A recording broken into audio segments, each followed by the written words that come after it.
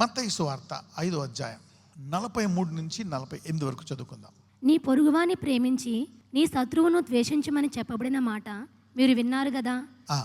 నేను మీతో చెప్పినదేమనగా, మీరు పరలోకమందున్న మీ తండ్రికి కుమారులై ఉండునట్లు మీ శత్రువులను ప్రేమించుడి. మీరు పరలోకమందున్న మీ తండ్రికి ఏమై ఉన్నామంట?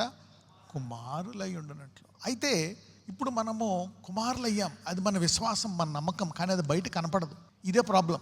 మనకు కూడా కనపడదు. మనకు కూడా మన అందము, మనకు ఉండేటువంటి హోదా, చదువు, డిగ్నిటీ ఇవే కనపడతాయి ఇతరులకి, మనకు కూడా. అందుకే మనము దాని అతిశయిస్తాము, వాళ్ళు దాని అయితే ఈ లోకంలో ఉండే 3 విషయాలు దేవుడు చెప్పాడు: నేత్రాశ, లోకాశ, జీవపడంబం. ఈ 3 ఉంటాయి లోకంలో. అందుకే అర్థం అంటేదంట దేవుని వాక్యం. అందుకే మనం ఏమై ఉన్నామో ఇప్పుడు మనం తెలుసు, కానీ అది ఇప్పుడు ప్రత్యక్షం అవుద్దంట. ఎప్పుడైతే ఆయన ప్రత్యక్షం అవుతాడో మనం ఎలా మారుతామంట? ఆయన వలే మారి ఆయన్ని చూస్తామంట. సో అందుకే మనం విశ్వాసంతో నమ్మాలి. అందరూ చెప్పండి, నేను దేవుని కుమారుడు, నీ కుమార్తెను. అందుకనే మనము కూడా ఫ్యూచర్లో అలాగ అవుతామని ఊహించుకుంటూ బతకాలి. దాన్ని ఏమంటారు? విశ్వాసం అనండి, నిరీక్షణ అనండి. ఆ నిరీక్షణ కలిగిన వారే ఈ లోకంలో భ్రష్టత్వాన్ని తప్పించుకుంటారండి. అది ఆ నిరీక్షణ కలగడాన్ని ఏమంటారు? గొప్ప వాగ్దానములు, ఎక్సీడింగ్ గ్రేట్ ప్రామిసెస్.